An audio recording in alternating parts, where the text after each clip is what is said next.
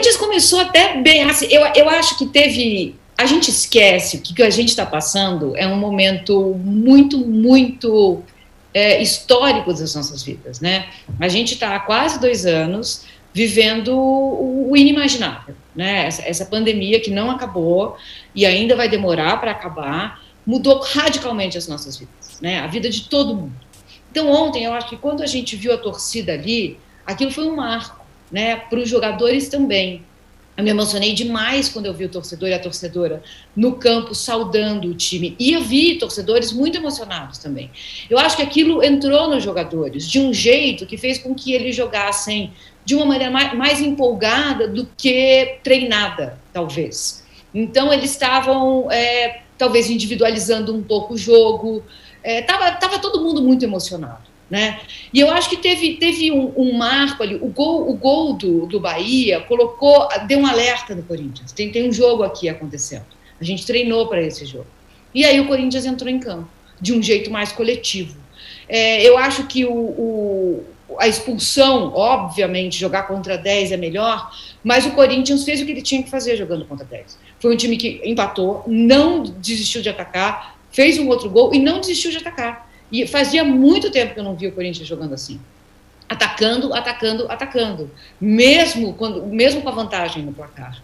Então foi muito bonito ver que não era um DJ tocando, era a voz do torcedor e da torcedora, sabe?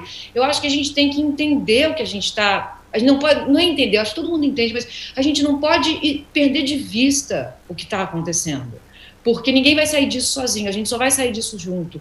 E o que emociona mesmo é ver quando a gente se une. E ontem, naquele estádio, estavam todos unidos. Os times, os torcedores, foi muito bacana de ver. Eu acho até, eu fiquei pensando, porque contra o Bragantino, o Corinthians podia ter perdido de 2-0, e as análises, logo depois do jogo, teriam que dizer o seguinte: o Corinthians jogou muito bem. A gente não pode se basear no resultado. Perdendo de 2-0, o Corinthians jogou muito bem. Foi buscar um empate, claro, histórico também. Mas o que aconteceu ontem é que, enquanto o Corinthians perdia, ele também estava jogando bem.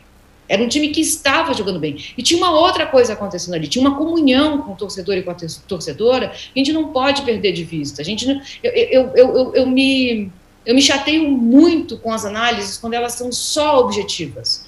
Quantos chutes, quantos tiros certos, quantos cruzamentos certos. Acho importante, mas não é, o futebol é muito mais do que isso. E ontem o que aconteceu ali naquele estádio, acho que o torcedor e a torcedora que foram lá não vão esquecer jamais esse jogo. E, Trajano, o Michel Rodrigues está falando aqui, concorda com você, que o Gabriel Pereira joga demais, mas o Bahia também é um adversário que não trouxe muita dificuldade para o jogo de ontem, né? Por parte, o Gabriel joga demais e o Bahia joga de menos. Mas essa análise da mídia é perfeita. Eu acho que o Campeonato Brasileiro tem que ser dividido em antes e depois das torcidas no estádio. E vai influenciar muito o rendimento de times como o Corinthians. Na verdade, o Corinthians ontem subverteu a frase, jogou para a torcida. Jogar para a torcida era uma frase muito usada no futebol, mas que era uma crítica. Está jogando para a torcida, está enfeitando. Não, jogou para a torcida pelo encantamento de conviver com a torcida.